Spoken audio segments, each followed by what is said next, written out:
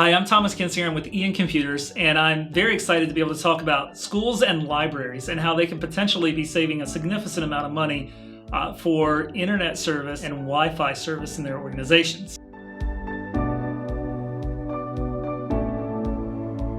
In 1997, the federal government, through the FCC, established a program called E-Rates, and E-Rates is managed by the Universal Services Administrative Co. And it's an organization that's been designated to manage a $4 billion fund for E-Rates.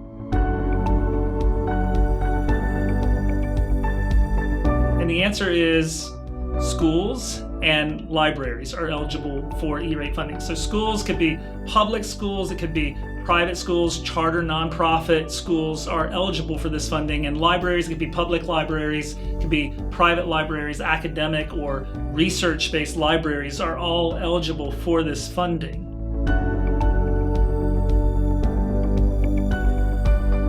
They call it Category 1 and they call it Category 2 funding. So Category 1 funding is funding that is for your connectivity outside of your building. So this is your internet service coming into the building, and this could be your fiber connection, your wireless connection. It could be internet service provider that you're paying a monthly fee to. You could cover those fees with E-Rate funding. The second funding is Category 2 funding, and that is internal connectivity. So this would be your firewalls. It can also include things like the network rack. It can include the UPSs that are powering these devices, can all be covered with Category 2 E-Rate funding.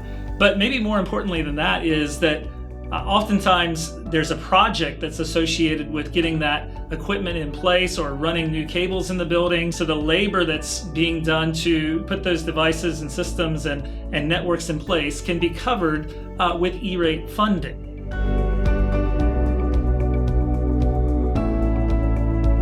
So the funding is available in a 5-year cycle. You can get that funding in a lump sum, or you can spread that out over the course of 5 years.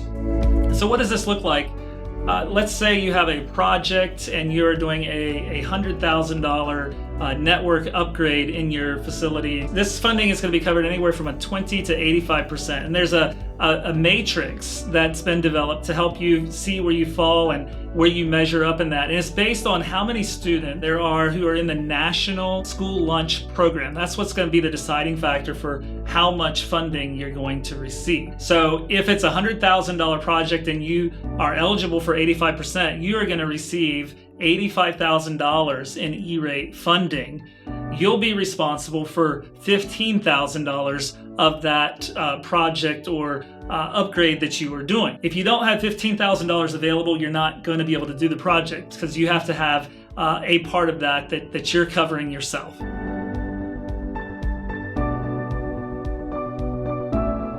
So if you're an organization that's not taking advantage of this is a huge opportunity for you. And there's many good reasons to consider this. First and foremost, it would give you the ability to have some quality equipment on your network that's going to really take you through the next 5 years. You could also visit our Learning Center and find some checklists and some documentation that will help guide you through that E-Rate process and what that looks like for your organization. I hope this has been informative and helpful, and we look forward to seeing you again soon.